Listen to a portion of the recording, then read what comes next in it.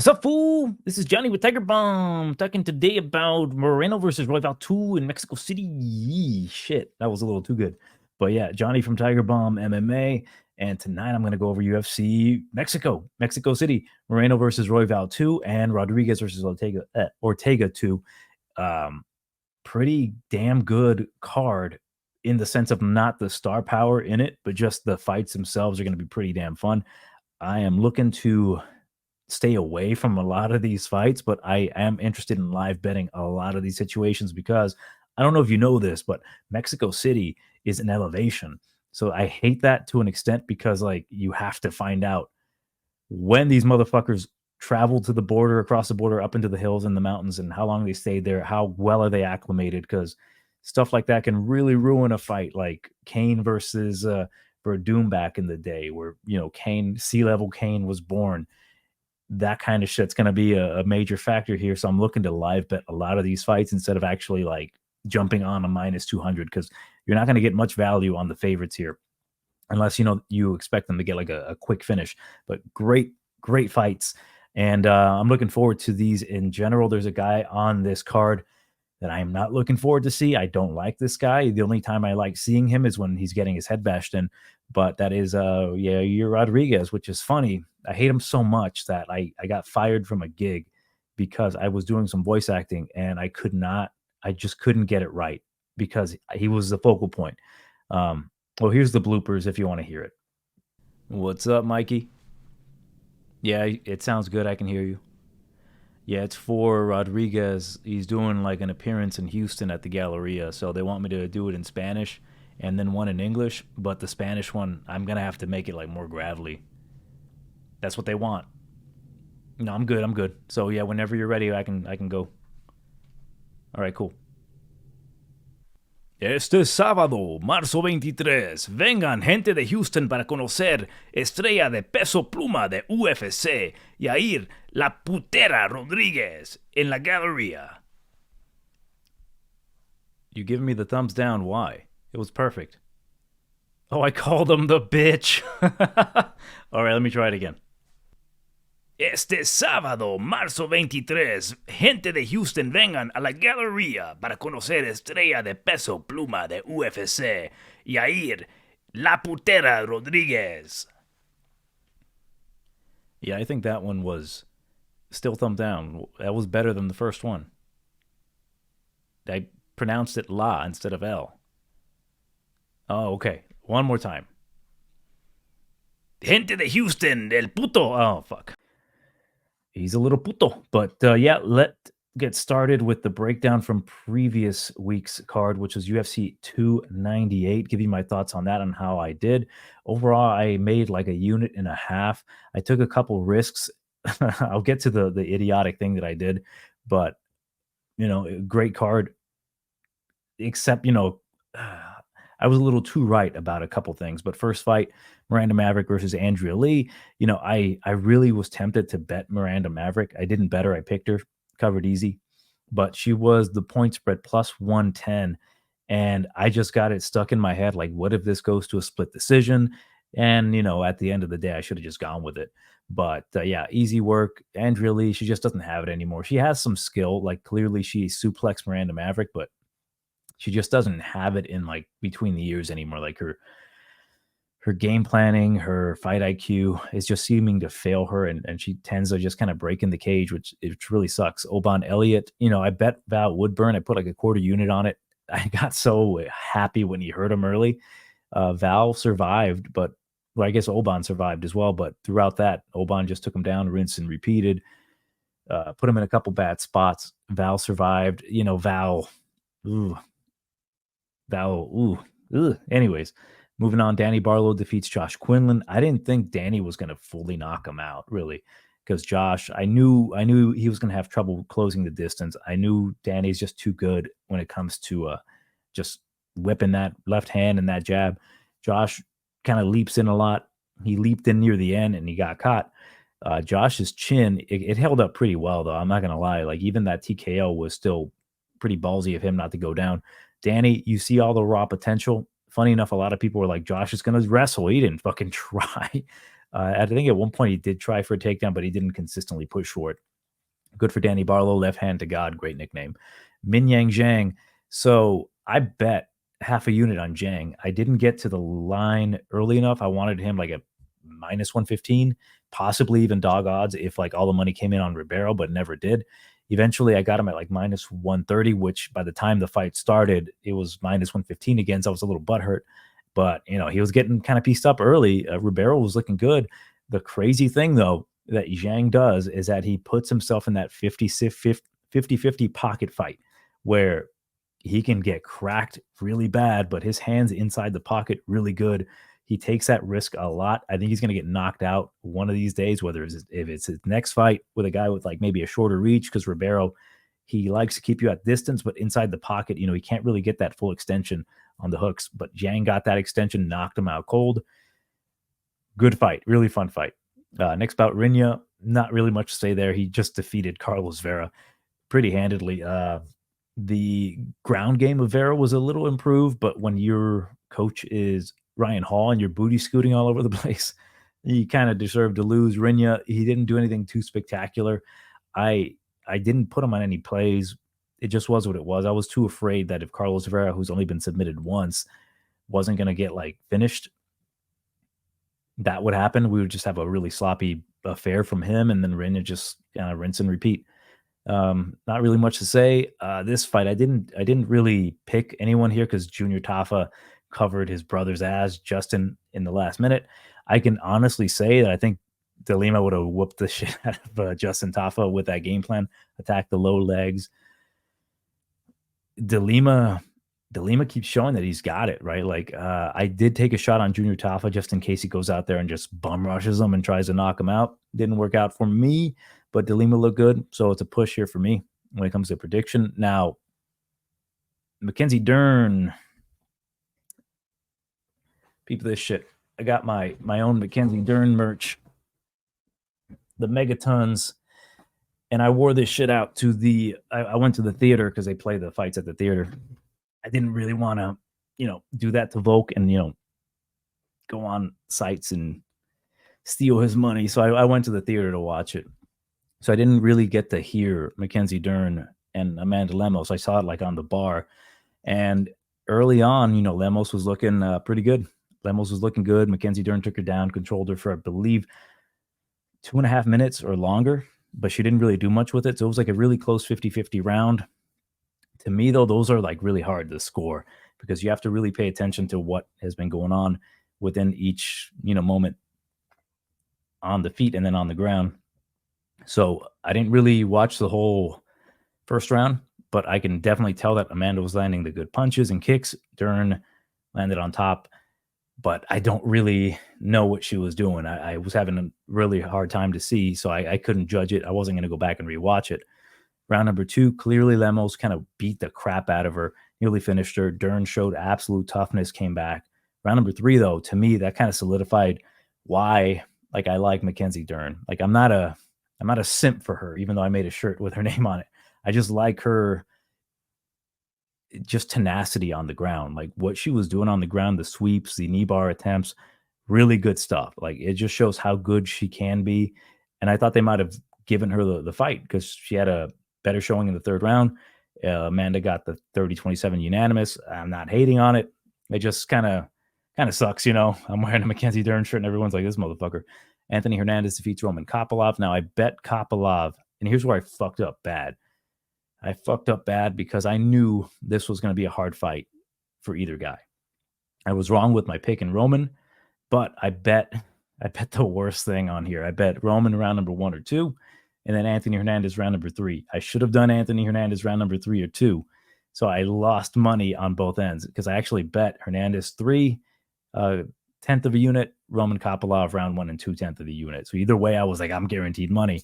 Nope. Anthony decided to submit him quick and Roman just could not get back up. I was like, damn, that was like a double whammy for me that I sucked at. Not only did I lose money on it twice, I got the prediction wrong because I really thought like Kopylov was going to hit him to the body quickly. And there was a moment where he faked, not necessarily fake, but he went to the body and then he went up top and it nearly cracked Anthony. I'm like, whoa. But I am curious what they're going to give Anthony next because a guy with takedown defense and really huge power, like say a cannoneer type, it's going to cause some issues. Now, Henry Cejudo gets defeated by Merab. I bet Henry, like I knew what was coming up. I actually even heard after I joked and said, like, even if Henry's hurt, I'll still pick him to win. Turns out there was a rumor saying that Henry was hurt. I'm like, oh crap. So first round, Henry's looking pretty good. I was like, wow, Henry should not have been like nearly minus 300 if I remember correctly. I don't remember what I got him at, but it was pretty up there, 2-something. Then round number 2 came along, and then Henry slowed down, and then that's when I knew him. Like, yeah, he doesn't have it anymore. Like he has it. He has it. He still has some remnants of it, like enough for him to look good in the gym and think I still got it to become a champion. Because in that first round, he looked fantastic. Then the second round came, and then the third round came, and it was just all Merab. Merab had a good showing here, and he deserves to be the number 1 contender. But yeah, that pace that he puts on people, that relentless pressure, point pressure fighting is crazy. He even got him in like a 10-finger guillotine at one point, which when they replayed it, you can kind of see Henry's like arm was in there, so he didn't have it all the way in. But it was a good showing from Rob. I'm not going to hate on it. But yeah, for Henry, he didn't get to retire the way he wanted to. They kind of cut him off there. Machado Gary defeats Jeff Neal. The scorecards were crazy. The thing I hated was that I predicted this fight was going to be fucking boring. And I was like, I really hope I'm wrong about this. But then I saw Machado just skirting around the cage, throwing kicks. I'm like, yep, this is going to be fucking boring. Each round was super close, except for the third. Third one was Machado clearly. So I scored it. Again, I am a professional judge. I get paid $150 to judge these fucking fights. But I scored it, from my point of view, 30-27 Ian Gary. Why? I thought Gary had the better strikes between both of them. Jeff Neal had some good moments when he landed like against the cage, where Gary kind of got volked against the cage, and then he landed a couple shots, but Gary kind of moved out of the way. But he was landing really consistent kicks and then knees up the middle that were landing pretty frequently on Jeff Neal. And I counted those just slightly more than what Jeff was doing. Round number 1 was the closest. I have no issue with that going to Jeff Neal because it was so close. I just valued the harder strikes that I thought were from Gary. So it is what it is. So round number 2, similar. Again, I gave it to Gary just because like he's landing these knees. He's being a little cleaner. He's more defensively sound. Yes, we don't score defense, but he is not getting hit. He's making Jeff miss. Jeff does have a couple like blitzes in there. He tries to control them, but overall, Gary's just doing the more work. And 3 was Gary all the way. He just made Jeff kind of look stupid. They're patty caking up in there. I don't hate the 29-28 Jeff Neal just because each round was close. The first 2, shit like that's going to happen. I think they were trying to rob me and Gary. But it was like when those types of fights happen, I don't blame the judges. I do blame the fighters, man. If Machado Gary would have lost that fight, I did have a parlay with him and Rob. I would have been kind of pissed, but I would have understood, like, you can't always expect the judges to see every little nuance thing that you're doing in there. In this case, when it's so close like that, you're going to have these stupid ass 30-27 Jeff Neal, 30-27 Machado Gary, and then 30-27 for either one of them. Like, that shit's going to happen. That's the fighter's fault. 100%. Both of these guys did not perform, and that's what's going to happen sometimes. So did the right man win? Yes, 30-27 might be a little excessive. That was my scorecard. Doesn't fucking matter. Next bout, Robert Whitaker defeats Paulo Costa.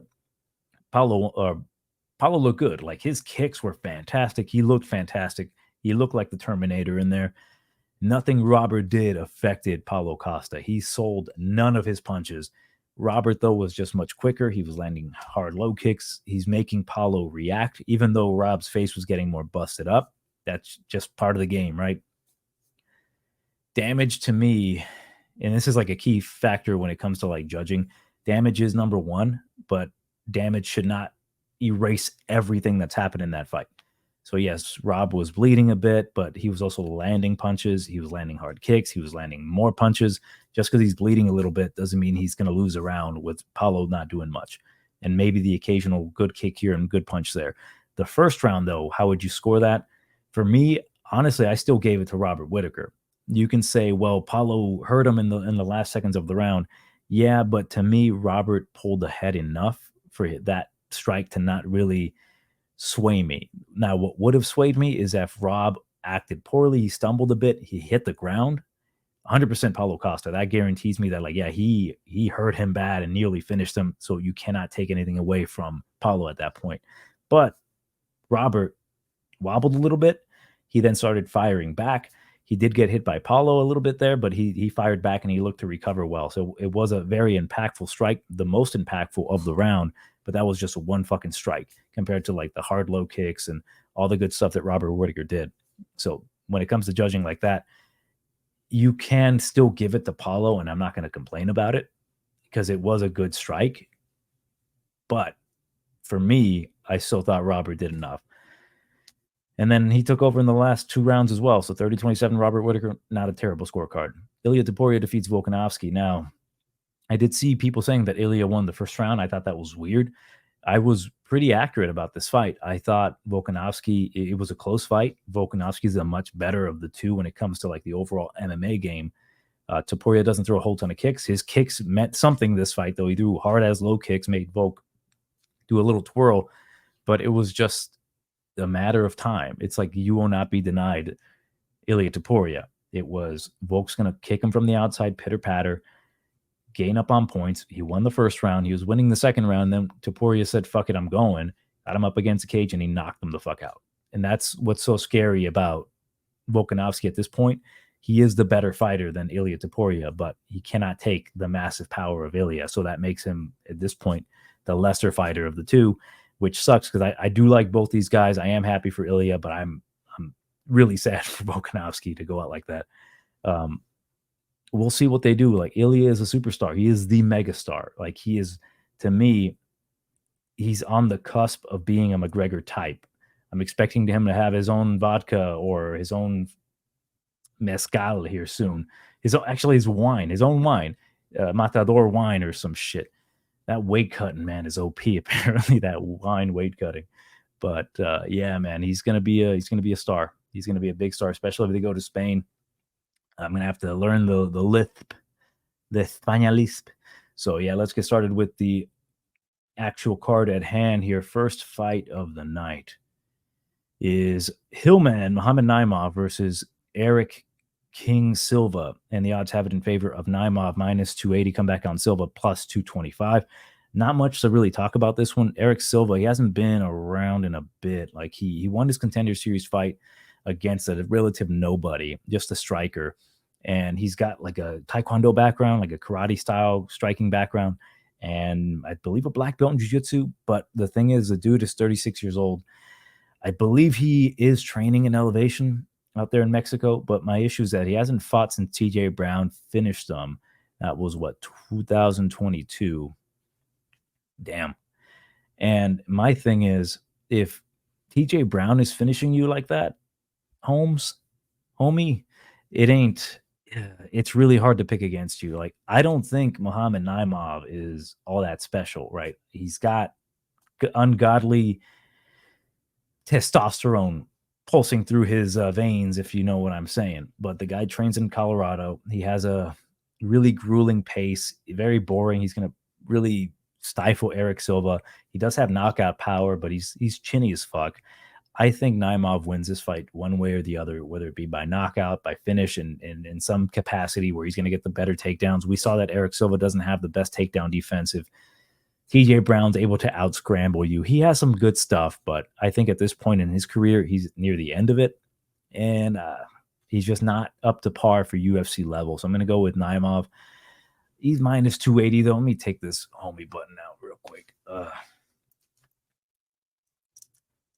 Yeah, he's like I don't know what to say about him, man. Like, I worry that, like, if I put him on a parlay or with somebody, he's gonna like shit the bed.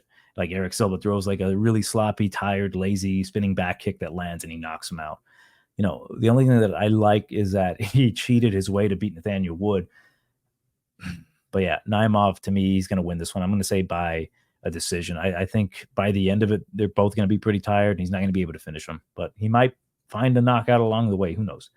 Next bout, we've got Victor Altamirano, El Magnifico versus Felipe Dos Santos, Lupe Detona.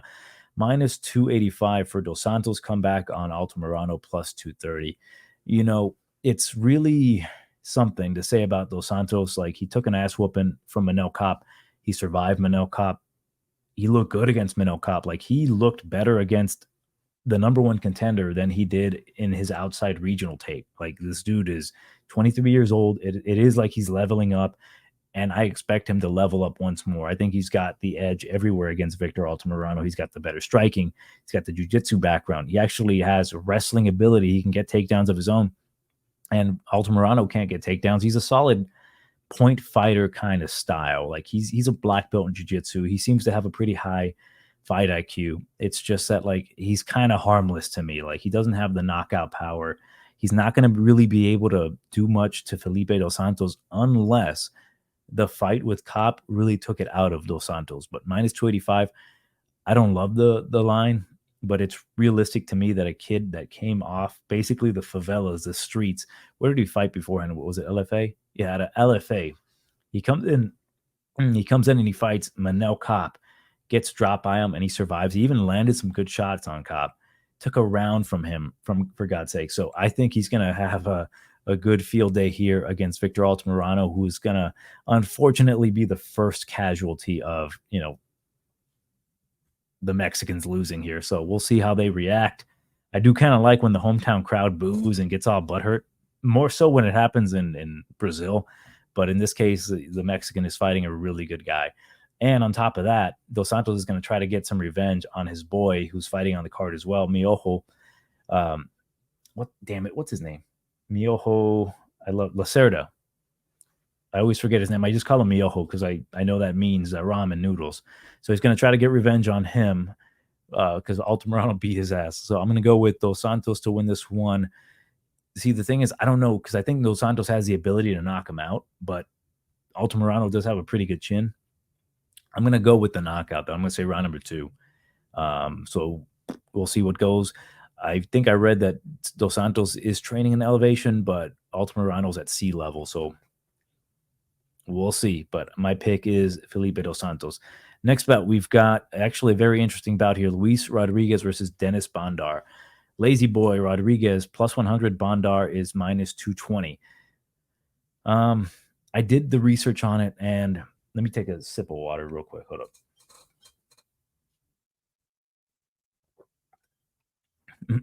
Bondar, like, you can say what you want about the guy. Like, he got beat by Malcolm Gordon. He got finished by Malcolm Gordon.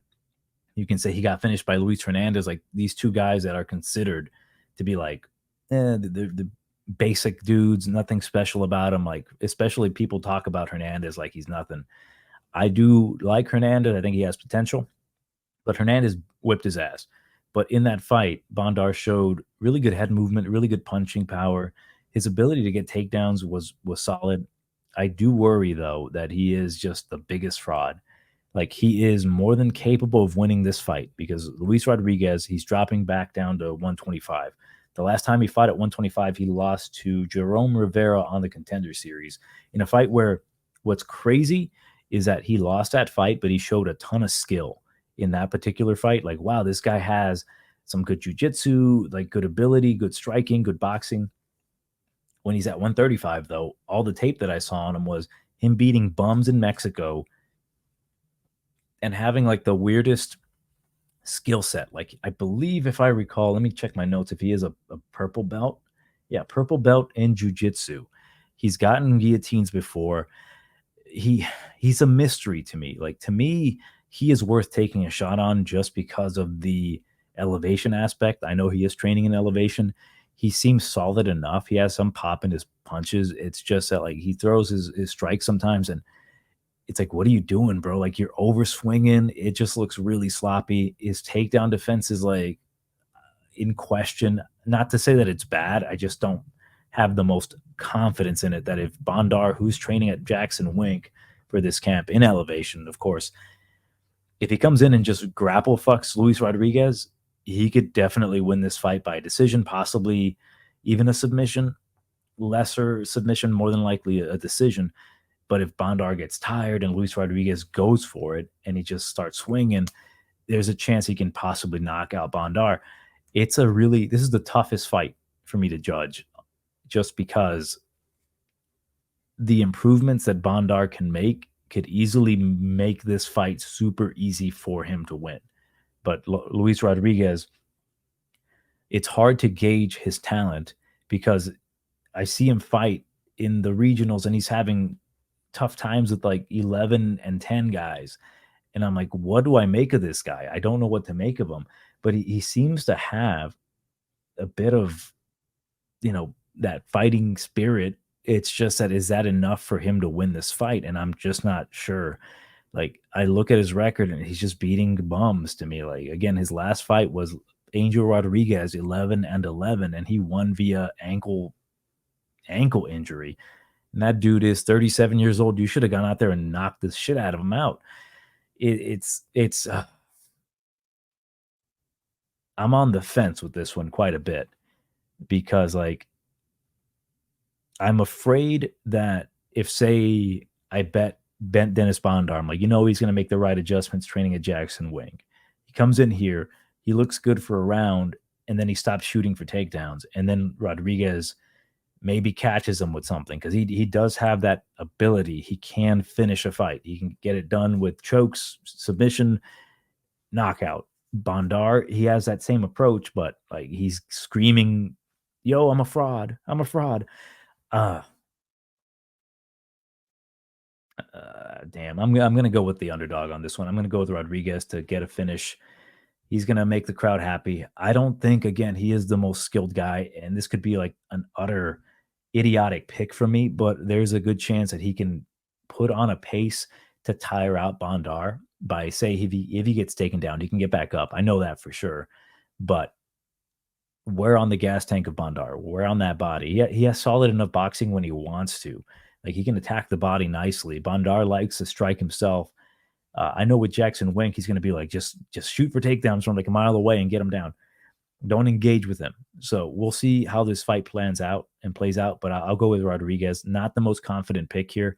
I might take a shot on him if he's still plus money. If he's above plus 100, I'll for sure take a shot on him, just in case Bondar is a true fraud here. But I'll go with Rodriguez reluctantly at this point, by a third round TKO. I'm expecting him to have the better cardio.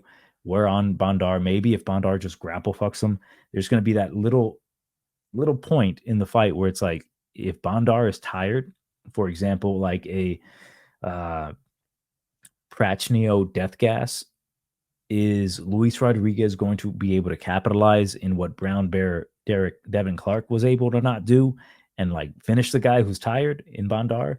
Or is he going to just like, oops, he got me down again. What am I going to do? We'll see. That's what I'm planning. I'm going to hope that happens, and pretty possibly good spot for a live bet. Next bout, Claudio Puelles versus Ziam. Smile Killer -225. Come back on Puelles.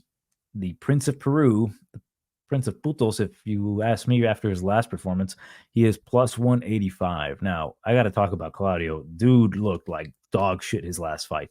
He Imanari rolled. He had nothing, absolutely nothing for Dan Hooker, other than that one attempt where he got him in the knee bar, but Dan Hooker was just like, he doesn't know. He doesn't know I have Gumby legs.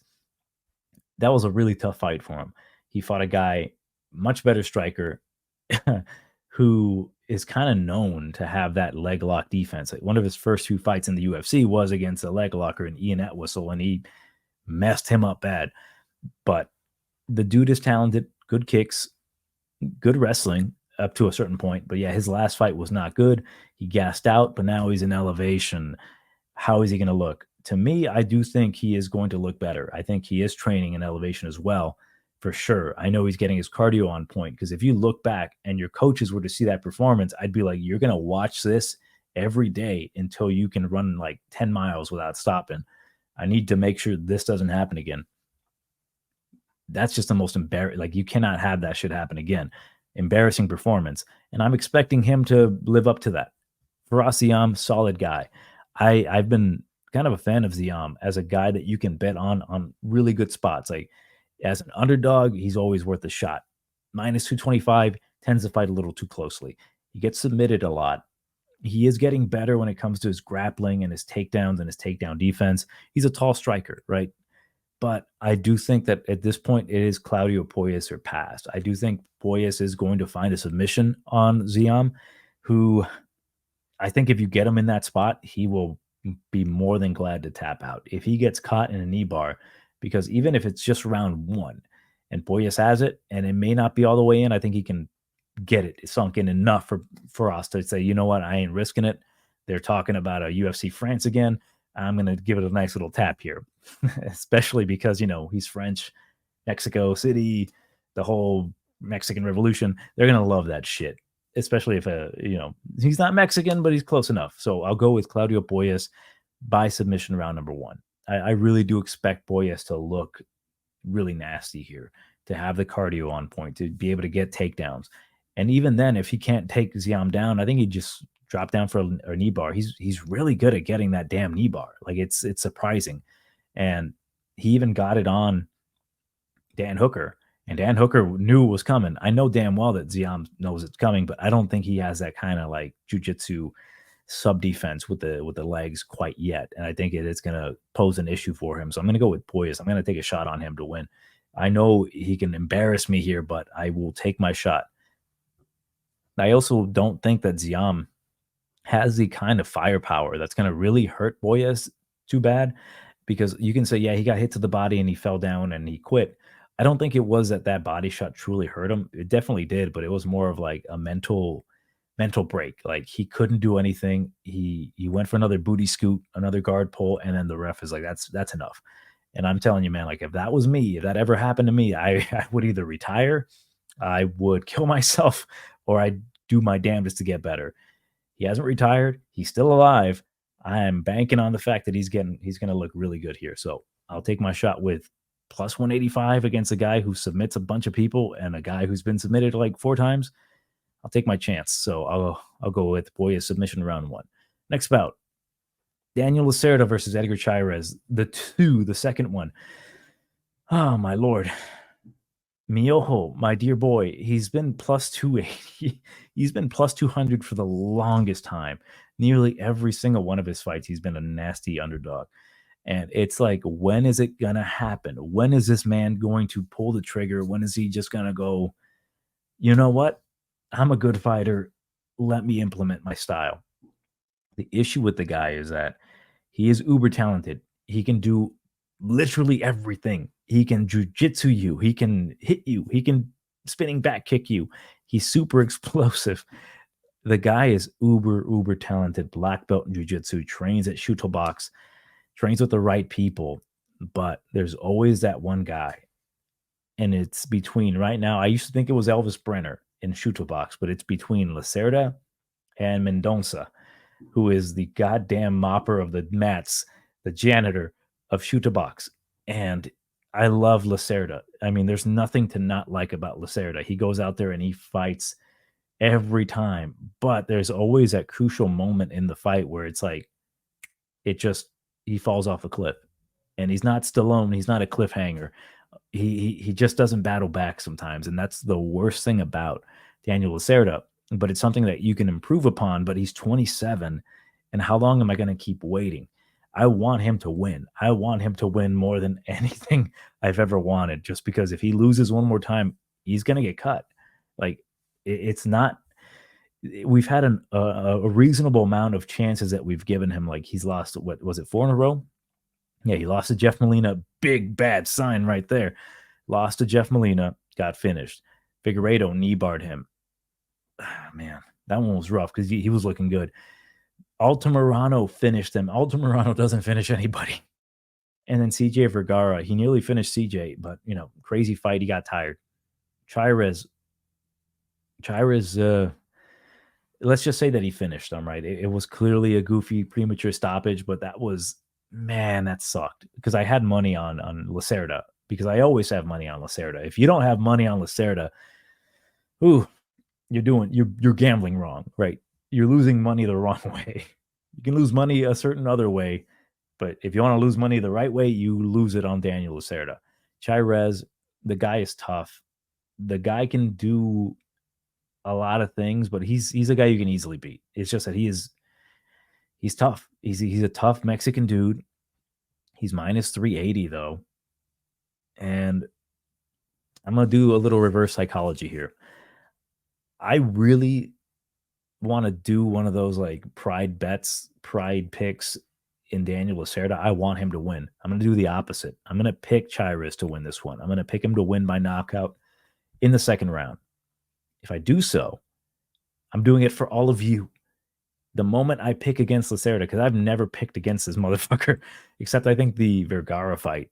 And the moment I picked against him, he nearly won that fight. So if I do that here, I pick against him, he's going to surely win this fight. So don't hold it against me. I want Lacerda to win, but Chairez has to be legit, doesn't it? I can't just say that. Chairez is going to win because he's going to be able to take the punches and the kicks of Lacerda. He's going to be able to avoid the jiu-jitsu attack. He's going to be able to push a pace and pressure Lacerda, avoid getting taken down. And if he does get taken down, get back up and then implement his pressure-based style where he will tire out Lacerda. And then he will finish him with TKO punches in the second round.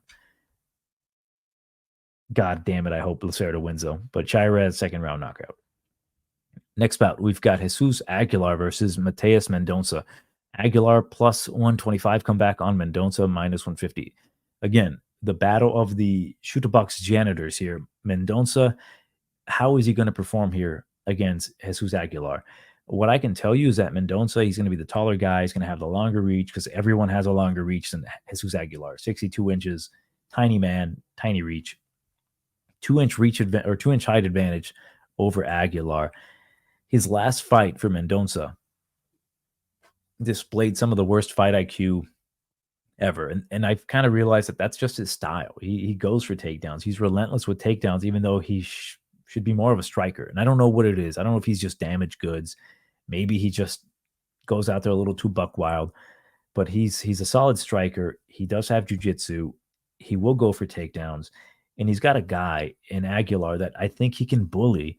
It's just that how long are you going to bully Aguilar for? Because he is a little pit bull. I like Aguilar, and I do think Aguilar could be a big Mexican star. If only they did have like a 115 male division, he'd rule that thing easily. He's just a little too small, but he is relentless with what he wants. He's got a nasty guillotine. We saw in his last fight, he's got massive power. He even beat Edgar Chairez. This guy, his guillotine, his guillotine is like so good that black belts get caught in it and they're like, oh my God, I can't believe I'm going to tap to this motherfucker. I don't know if it's his stubby arms, but he just can get it on dudes and he's just really good with it. Mateus, the issue I have with him is that I do think he can be broken. And I don't think Jesus can be broken. I think he will continuously go after you. You can finish him, you can choke him out for sure. I don't know if you're going to be able to like get him off of you though. Like at a certain point, he will bum rush you and he will go for shooting takedowns. He can have a couple missteps here. Like he can try for a trip or a suplex and he might land on his back, but the dude is relentless to the point that like even in his Contender Series fight, he was essentially losing at one point and he just went for it and he eventually got the guillotine. Mendonca to me slows down, even though I think he's going to have a lot of success on the outside if he chooses to strike. It's just that if Jesus just implements a grueling style where he pushes him up against cage, takes him down, I think he's crafty enough to avoid anything that Mendonca has on the mat. And then if he starts landing those big punches, how is that going to react? How is Mateus going to react? Like he got knocked out pretty bad. He got knocked out and then he got woken up and then he got TKO'd against Nate Maness. So that's not a great look. How long ago was that? 4 months ago. Jesus, I don't fully think he's got the most massive power in those punches. He just happened to fight a really chinny dude, but he has enough power to like make you second guess what you want to do. I am going to go with Aguilar on this one. I'm going to say he's going to get that submission in the third round. I think it's going to be a really fun back and forth fight with Aguilar just kind of swings. There's a good chance that even if Aguilar doesn't get the finish, he might still get like a decision or split decision. This is Mateus's fight to lose fully because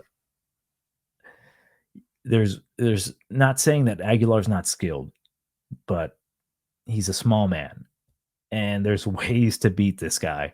It's just that like he's going to make it really, really hard for Mendonca.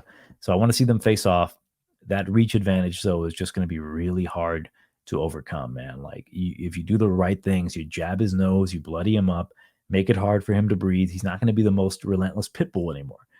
But again, is Mendonca going to do that, or is he going to fall into those tricks? Like he does so much sometimes that I can't trust the guy.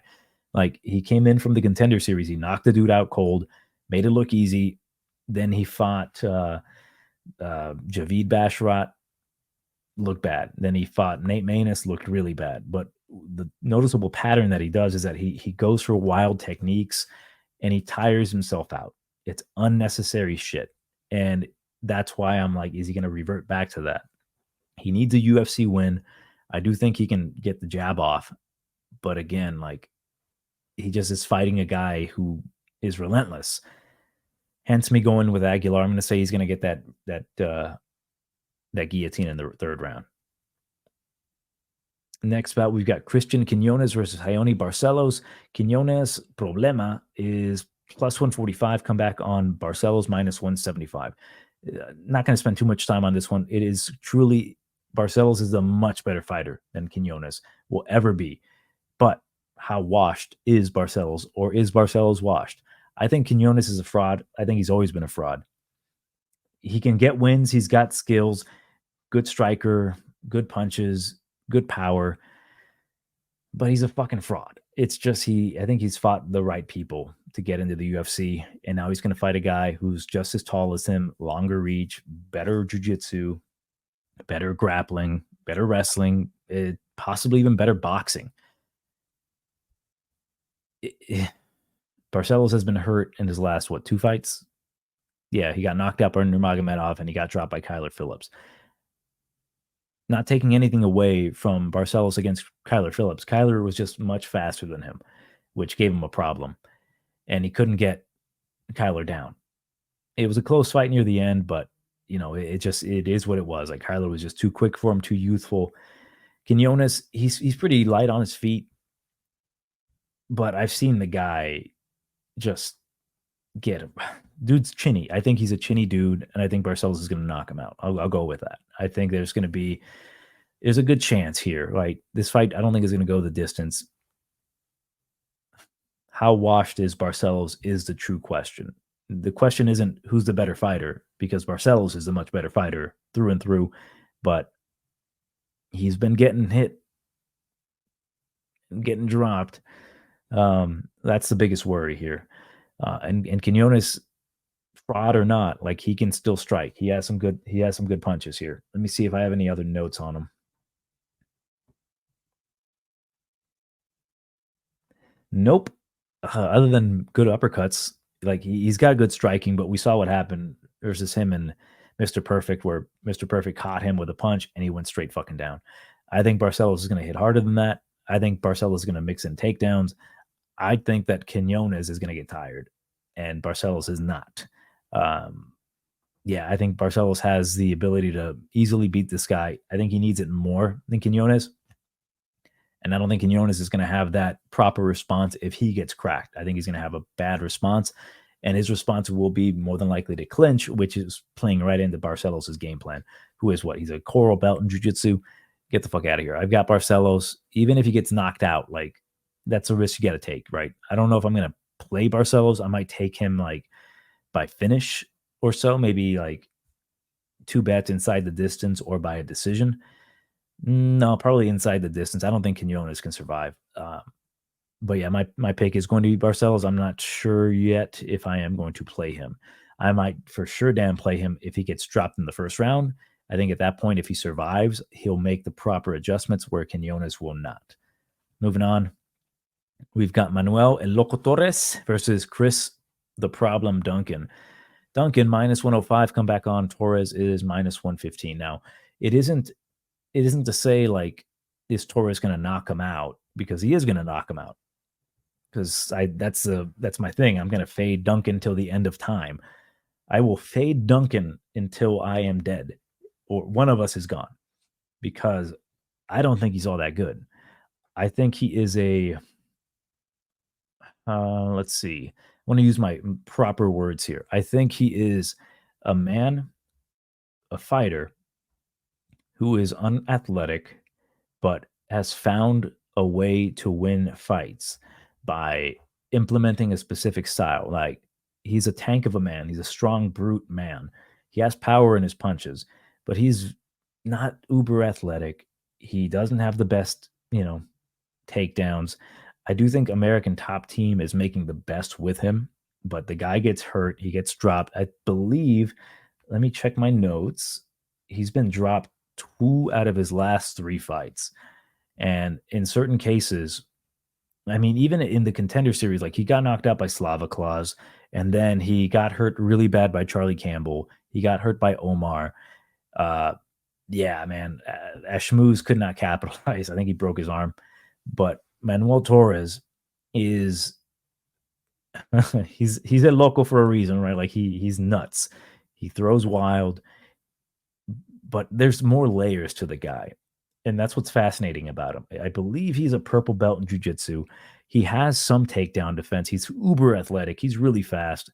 Nasty, nasty elbows, as we saw in his last fight, where oh boy, Nicholas Mota, I thought he was never going to be the same again, and now he's got a UFC win. The dude is nasty. He's going to have a 2-inch reach advantage. My worry with Torres, and this is not like, it's a reason why he's minus 115. The reason is he does kind of get a little too wild and he gasses himself out a little bit. We haven't seen it in the UFC where he's been like huffing and puffing, but with, I believe, Frank Camacho and also with Nicholas Mota, I don't remember when I saw this, but he stepped back and he like let out like a big like sigh, like a deep breath. Like, he just kind of goes a little too wild sometimes, which serves him right. Like, that's his style. But on top of that, he can get submissions on you. He does have some takedown defense, which is going to come into play here against Chris Duncan, where when I say he's unathletic, but he's been trained to win fights, his method is kind of grind on you, clinch you up. And he just doesn't have that kind of skill set to make the best of it, where he can get you down at a certain point, but he doesn't really hold you down. He just kind of grabs onto you. This is an interesting fight because although I do think Duncan kind of sucks, he does have that power, and Torres is very, very hittable. Like, he does not have the best defense. If the dude were to just be super precise, he's no longer a local, which is the reason why, fucking we love him. But I still think if he takes all that away, that craziness, he can still beat Chris Duncan. Just that added craziness just adds a little layer of vulnerability to him where maybe Duncan can crack him. He's been hit clean before. He has a solid chin, but I worry that, in this spot, Chris Duncan can capitalize because he is more of a game plan kind of guy instead of a raw talent kind of guy. Manuel Torres is that raw talent guy and raw power. I am going to go with Torres round number 1. I don't think he can afford to lose at home here against Chris Duncan. You can't let the invaders come in here and take over. So I got Manuel Torres to win by round number 1. I think he does crack him with something because his combos are lethal. He throws these hands fast, and I think Chris is just too damn slow. But yeah, it's going to be a close fight early because I do think Chris has that ability to just slow things down a bit. And if Manuel does slow down himself, it's just going to be a horrible night for him. I think that Chris has that ability that, like, he might let off a couple combinations, but he ducks under for a takedown, which Manuel might stuff, but he gets caught up against the cage defending the takedown. And that's the worst part of the style of like a Chris Duncan type. Not necessarily just him that's the problem, but creating that pause in action where a man is defending, therefore he is losing the fight because he's defending a takedown. One guy's actively pushing for a takedown. It's essentially a 50-50 position because nothing's happening. One's trying to stand up and the other guy is trying to get it to the ground, but nothing's happening. Tends to go for the guy trying to get the takedown. So may God have mercy on us all if Chris Duncan survives a knockout punch from Torres, but that's what I'm banking on, that Torres gets that knockout in the first round. Next bout, holy crap, minus 470 for Yasmin Jauregui versus Sam Hughes. At strawweight, lordy, plus 350 for Sam Hughes. It's women's MMA, so yes, you can take a shot on Sam Hughes. No one's going to bat an eye. Jauregui shut the bed the last fight out, but that was against a woman with nasty knockout power, and I talked up Jauregui. I did my research on that fight. Like Denise Gomez is just, she slows down. She doesn't have combinations. Jasmine, though, she tends to start slow and she is a little irresponsible with her defense early. But as long as she, oh no, she's already in the ground. And that's honestly the best way to beat Jauregui. It's not by trying to take her down, not trying to like, out wrestle her. It is catching her early because early on she is very, very vulnerable. Like whatever reason, she doesn't get going until midpoint of round number one. And that's happened a few times. She got cracked by Nunes, got dropped, came back, whipped her ass.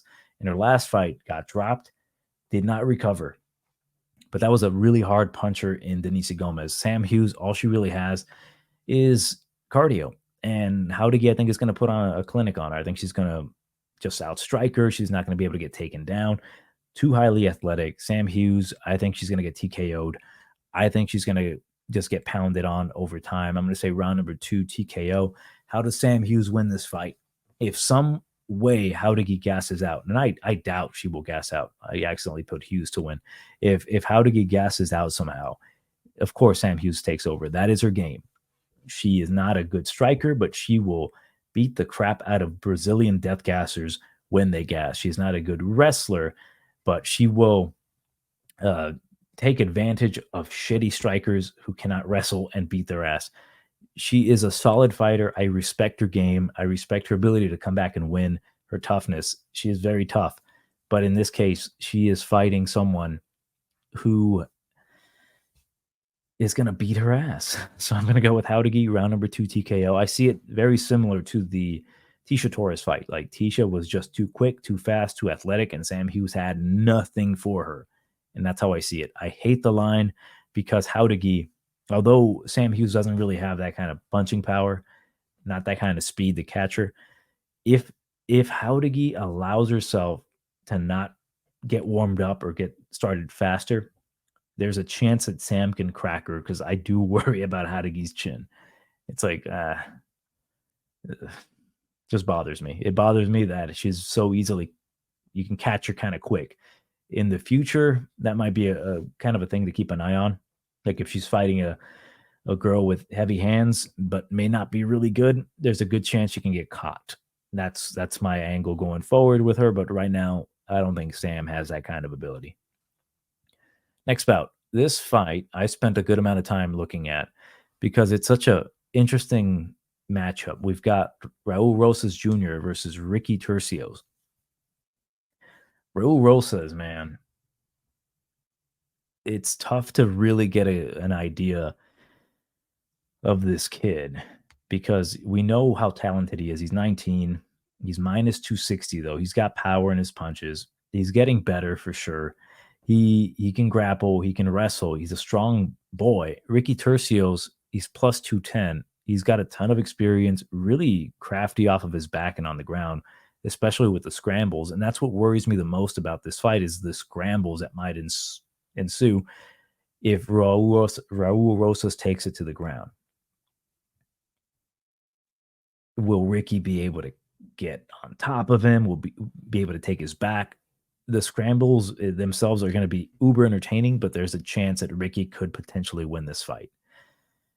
Ricky's crafty. The thing about Ricky, man, he has let me down in a couple of occasions. I bet him his last fight, and there was a moment there where I was like, fuck, I am going to lose all this money because I trusted Ricky Turcios to show himself for who he is. And to an extent he did, but he got dropped by Kevin Natividad. It was rough, man. It was just a rough fight, but he ended up pulling it out. And then against Zahabi, he didn't do a damn thing. Like, what was wrong with Ricky? Like, he seems to have a bit of a screw loose in him, but he is definitely talented. Ultimately, my biggest worry is that if Raul Rosas slows down, what's going to happen? Is Ricky going to take over? Like, they both seem to have decent enough cardio, but we saw Raul Rosas have a really tough fight against Christian Rodriguez that, that was much too soon for him. Rodriguez would run through Ricky Turcios for damn sure. But he survived. It's just the cardio. I think the cardio issues are not going to really be a problem here because Ricky does give up takedowns pretty damn easily. My conclusion is Raul Rosas is going to get a knockout because Ricky Turcios for whatever reason, is just susceptible to that left hook. And I think Raul Rosas, although he had a nasty knockout against Terry and Ware, Tear Bear, and that's not really an indicator to say, oh my God, he's got super heavy hands. I think that if Raul Rosas just goes after Ricky, he can crack him with something. Ricky's been knocked out before. I'm gonna go with Rosas to get the knockout here. I do think even if he doesn't get the knockout, like standing, he's got the ability to be ferocious. He's a very ferocious dude. And Ricky, if you can hurt Ricky, he's not going to be as effective off of his back. He's just going to kind of accept things. He even got taken down by Natividad and got controlled a bit. So I do think it leans more to Rosa's plan B, going for just control time and decision. But if we see an aggressive Raul Rosas with the Mexican crowd behind him and just they go nuts and he goes nuts, I think he can go after Ricky and crack him with something. Ricky's not going to be able to hurt that chin of Raul Rosas Jr. Oh, dude, I've been working on my Raul Rosas impression. It's like, hey, Zanya, you should get me money so my mom can buy a minivan. Oh, God. I'm just kidding. Oh man, he's 18. Fuck it. He's not a kid anymore. We can make fun of him. But yeah, I'm gonna go with Raul Rosas by second round TKO. Moving on, we've got Daniel Zellhuber versus Francisco Prado. Now, interesting fight. I like both of these guys quite a bit. I think they are very good prospects at 155. Minus 260 for Zellhuber, though. I'm not a fan of. Francisco Prado plus 210, quite tempting. To get off the bat, like they're both training in elevation. Cardio may or may not be an issue. For sure, not for Zellhuber. Zellhuber, uber fucking talented. Pisses me off that he doesn't display it often, right? Like in his last few fights, he hasn't been the most, spectacular. Other than his takedown defense against Christos Giagos, I was like, yo, damn, this guy is legit. Like that was like a refresher for me. I'm like, yes, he's getting caught with that right hand every time, but damn, that takedown defense shows you how talented Daniel Zellhuber is. My issue with Daniel has been and has always really been as of late, when is he going to display that skill set consistently? Like it takes him a while to get going. He's 24. I can cut him a lot of breaks here, but he's fighting a kid in Prado who is less experienced than a lot of the guys that he's fought. Like he's fought 13 times Prado has, but he's not have the level of experience as a guy like, Venata and Ogden and Giagos, for example. Prado, uber talented dude. They call him the Argentinian Drew Dober here. Great chin. He has a Taekwondo background, I believe. Very relentless, loves going for takedowns. The issue is that he gets taken down himself a little too easily, but he's got nasty ground and pound. Solid kid. He is training with Karate Man. What the hell's his name? It's a really good look for him. His name is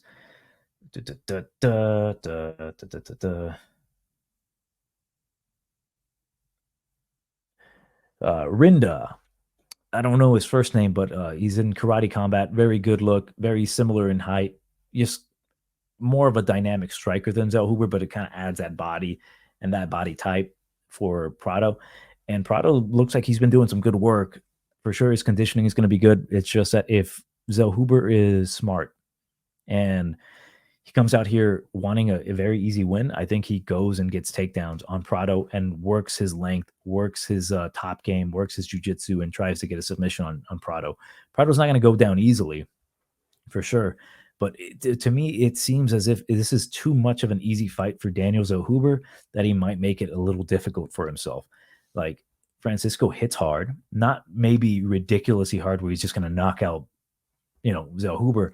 It's just, the line is indicating that the finished product of Zellhuber, the Zellhuber that I see potential in, is going to show up in this fight.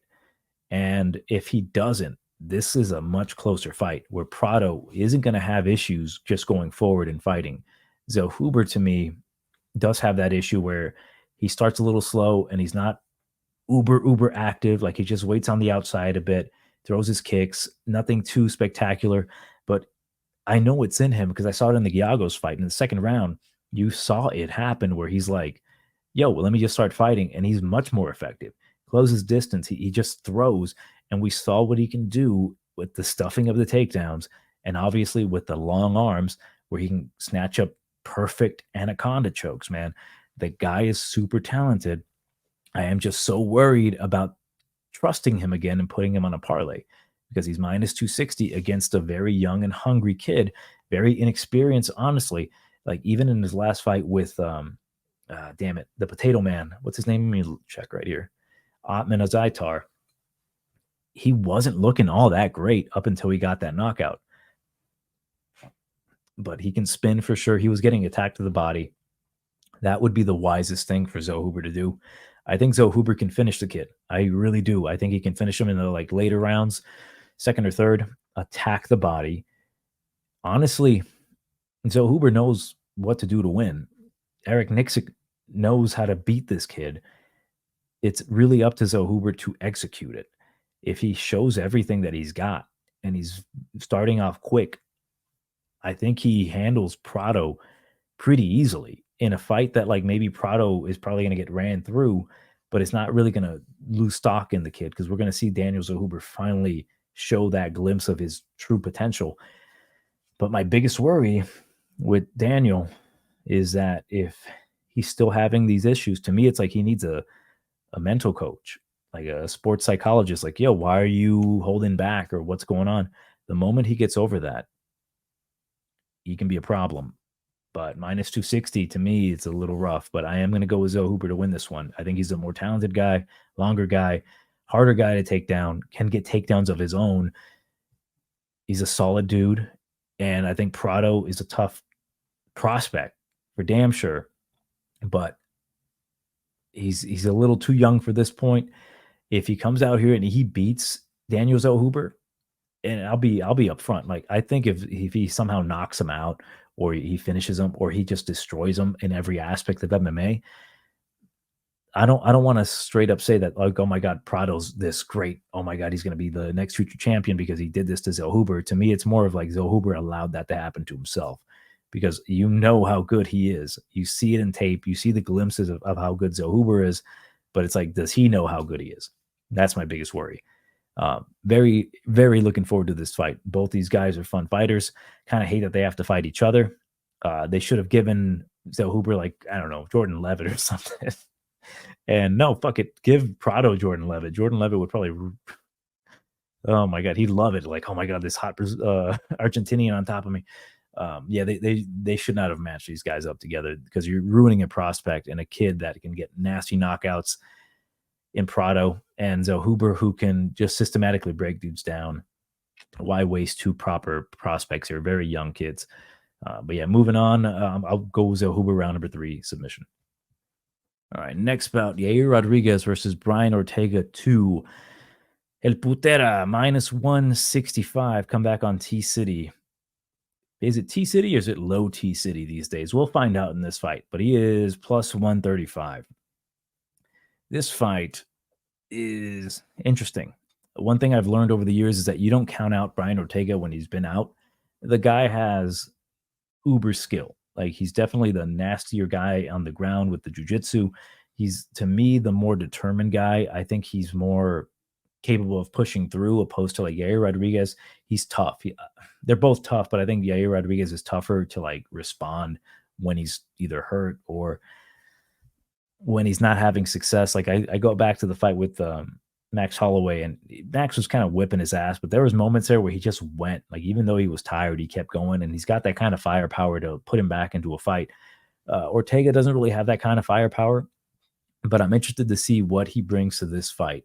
I rewatched the first fight. Clearly, Rodriguez was kind of styling on Brian, but there was a moment there where Brian, he ate the shots and then he implemented his game plan. He got him to the ground. Obviously, he got hurt. He should be the underdog here for sure. It's a tough fight because it is a 5-round fight. It is in Mexico. It is an elevation. To me, it's really tough because it's a battle of will Yair Rodriguez finally put an end to like this unstoppable, unbreakable Brian Ortega, who is capable of taking a ton of damage and just keeps coming forward?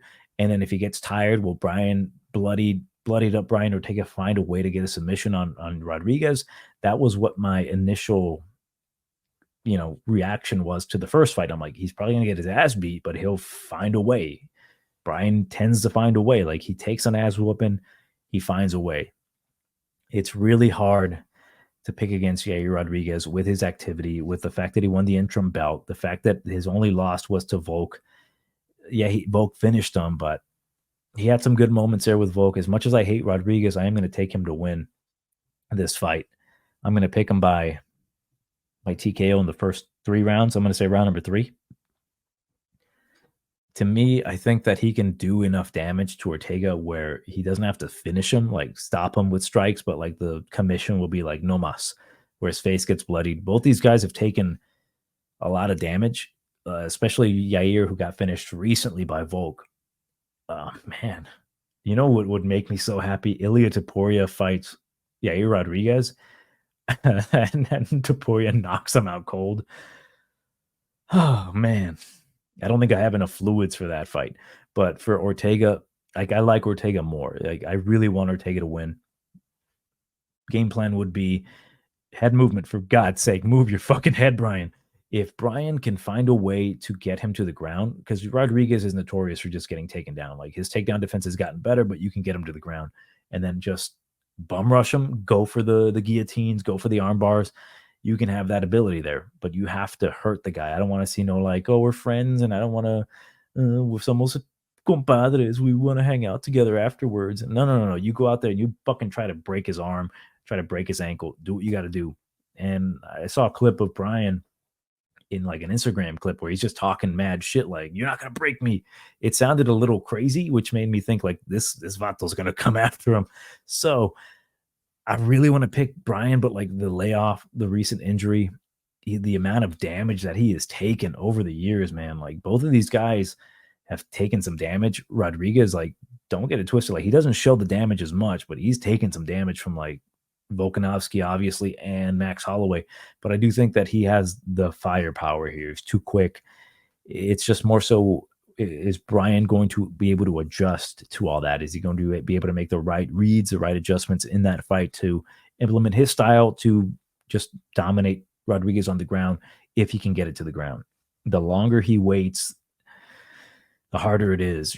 Rodriguez may have kind of shitty takedown defense, but Brian's not really known for his takedowns. He's going to have an opportunistic moment in there, which I'm hoping to God he gets, but I'm going to pick Rodriguez by 3rd round doctor stoppage.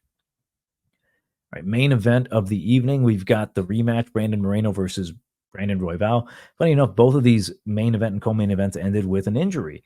Ain't that some shit? Both ended as a TKO. Royval just coming back off of his title fight against the champion in Pantoja, similar as well with Brandon Moreno. So it's essentially the Pantoja kids going at it.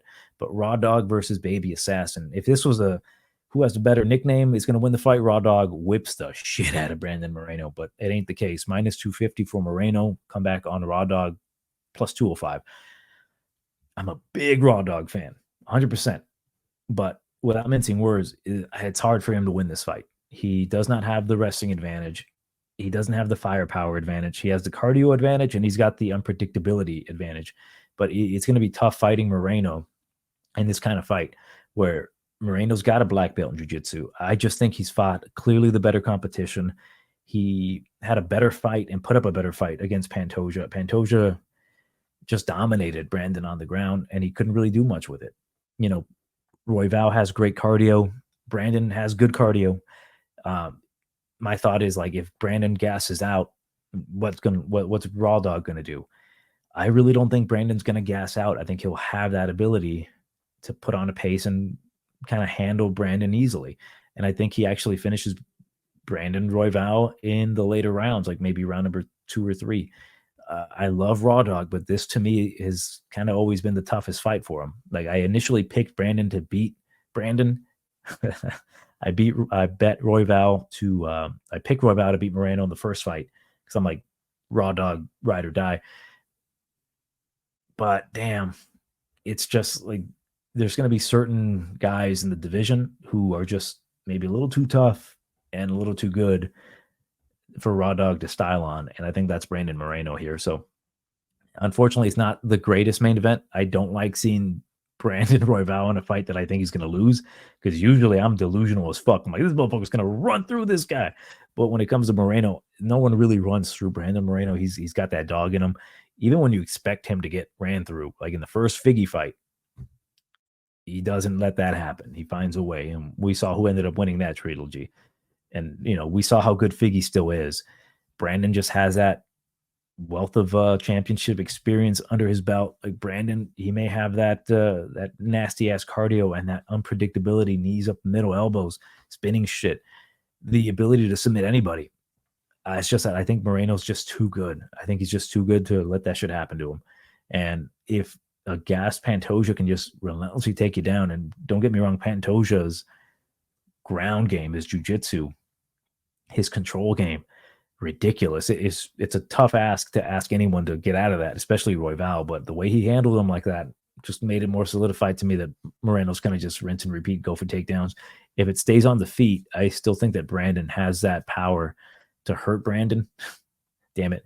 Brandon Moreno has the firepower to hurt Brandon Royval, at least wobble him and just get top position, maybe finish him with strikes or possibly get a choke in on him. Yeah, I got Moreno to win this one. The odds, again, a lot of these fights, the odds are absolute trash. So it's kind of good idea to keep an eye on the live betting situations. But it's going to be a fun night.